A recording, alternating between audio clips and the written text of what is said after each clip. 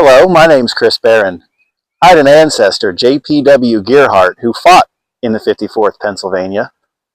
When I joined the reenacting group portraying the 54th Pennsylvania, I wanted to learn as much as I could about the regiment. Unfortunately, no veteran composed a regimental history, nor a modern historian write about the exploits of the regiment. Until now. For the past 10 years, I've been working on a manuscript covering the regimental story of the men in the 54th Pennsylvania, and I'm happy to say that it's almost finished. In order to preserve and share their stories, I wanted to start a video series called In the Footsteps of the 54th, where I'm going to take you to the locations associated with the regiment and tell you some short stories about what the regiment witnessed or did at those specific locations. Now, most of the stories that I'm going to be sharing with you, I'm pulling directly from my manuscript. And what better place to start than where the regiment was born, here in Johnstown, Pennsylvania.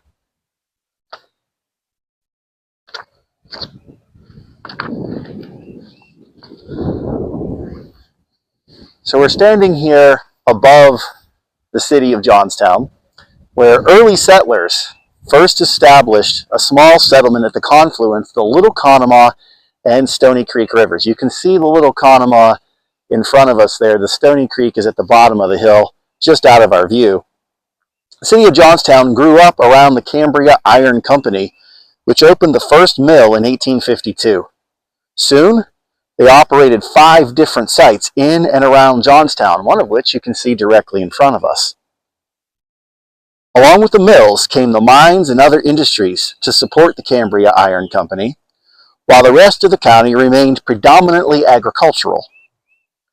A week after the Confederates fired on Fort Sumter, the Johnstown Tribune's headline screamed, "The war has commenced."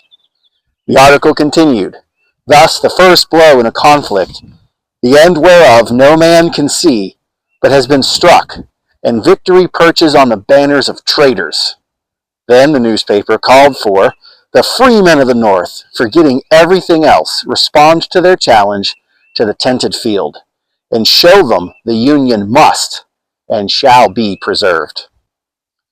The men of Johnstown responded to President Lincoln's call for volunteers, and soon 3 companies of volunteers waited for the train to take them to Harrisburg, while a large crowd gathered and waited for the men to depart.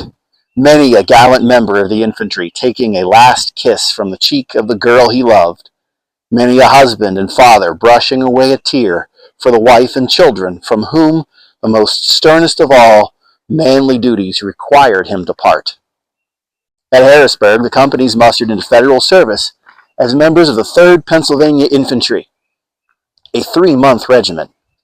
The regiment never saw any fighting, just missing the 1861 Battle of Falling Waters.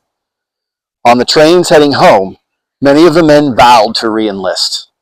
Before leaving Harrisburg, Jacob Campbell, the 3rd Pennsylvania's regimental quartermaster, received a colonel's commission from Governor Andrew Curtin and the authorization to raise a regiment for 3 years' service. Almost immediately, many former members of the old 3rd Pennsylvania volunteered to serve in Colonel Campbell's regiment. Johnstown officers like John Litton played an important role, first helping to recruit for the regiment, then rising through the ranks to eventually lead it. Others, like John Sutter, Thomas Lapsley, and William Bonneker, formed and led their own companies of the 54th Pennsylvania. Still more volunteered to fill the ranks of line officers, non-commissioned officers, and privates in the 54th Pennsylvania. Others, like Patrick Graham, who did not serve in the 3rd Pennsylvania, volunteered and raised a 4th Johnstown company to serve under Colonel Campbell. The patriotic fervor swept through the city to the point where Graham was actually recruiting the regiment before the discharged members of the 3rd Pennsylvania arrived back in town. His company was the first to leave Johnstown and head for Harrisburg. They were joined by 3 more from Somerset County, as well as companies from Lehigh and Northampton counties and the city of Harrisburg itself. One young recruit in Captain John Hight's Somerset Company, William Nepper, reflected on his motivation to enlist when he wrote his mother. "I went to the army because the country needed help, and then I thought it my duty to go." He later added in a separate letter, "If I would be yet at home, I do not think I would have any pleasure to think that all my friends and companions were nobly serving at their country's call, and I at home would not have left." Another recruit, Augustus Barr in Captain George Davis's Harrisburg Company, later explained in a letter to his wife, "I went to war to fight for the Union and for liberty." As the men gathered in Harrisburg, their families left at home waited anxiously for word of their assignment. Lieutenant William Rose, who eventually would become the regiment's adjutant, wrote of the men in the regiment, "Composed as our regiment is of stout, hardy mountaineers, the vast majority of them possessing a very fair share of education and intelligence, our men have not only the muscle but the will and determination to execute all orders given them. They are to be trusted with the most responsible duties."